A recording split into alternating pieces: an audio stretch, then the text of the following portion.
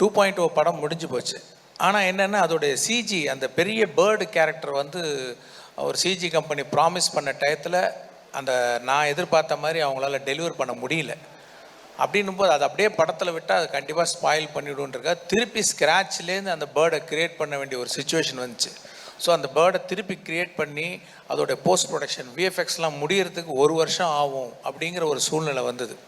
அதுக்குள்ளே நான் அந்த கதையை ரெடி பண்ணிட்டேன், சார்கிட்டையும் ஃபுல்லாக சொல்லிட்டேன். அவங்களும் வந்து அந்த கதை பிடிச்சிருக்குன்னு சொன்னாங்க. ஸோ பிப்ரவரி, அதாவது இந்த 2.0 வந்து நவம்பர் ரிலீஸ் ஆச்சுன்னு நினைக்கிறேன், அக்டோபர் ஆர் நவம்பர். பிப்ரவரியில் நாங்கள் ஷூட்டிங் போகிறதுக்கு ரெடி ஆகிட்டோம் இந்தியன் படத்துக்கு. சாரும் வந்து பிப்ரவரி டேட்ஸ்லாம் கொஞ்சம் ஒதுக்கி வச்சு போயிடலாம் அப்படின்ற மாதிரி சொன்னாங்க. அப்போது ரஹ்மான் பேக்ரவுண்ட் ஸ்கோர் பண்ணிகிட்ருக்காரு. ஸோ 2.0 பேக்ரவுண்ட் ஸ்கோர் வந்து ஹெவி, ரொம்ப கஷ்டம். அது பெரிய பேர்டன் அவருக்கு. ஸோ அது மேலே நீங்கள் சாங்கையும் போய் கம்போஸ் பண்ணி கொடுங்கன்னு கேட்டோன்னா ப்ராக்டிக்கலாக it's very difficult for Rahman sir.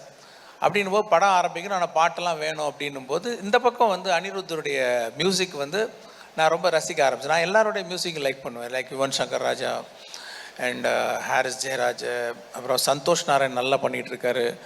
So எல்லாரோடையும் ஒர்க் பண்ணணுன்னு எனக்கு வந்து ஒரு இது இருந்துக்கிட்டே இருக்கும். அப்போ அனிருத்துடைய மியூசிக்லாம் அவர் போட்டுக்கிட்டு வர பாட்டெலாம் எனக்கு ரொம்ப பிடிச்சிருந்தது.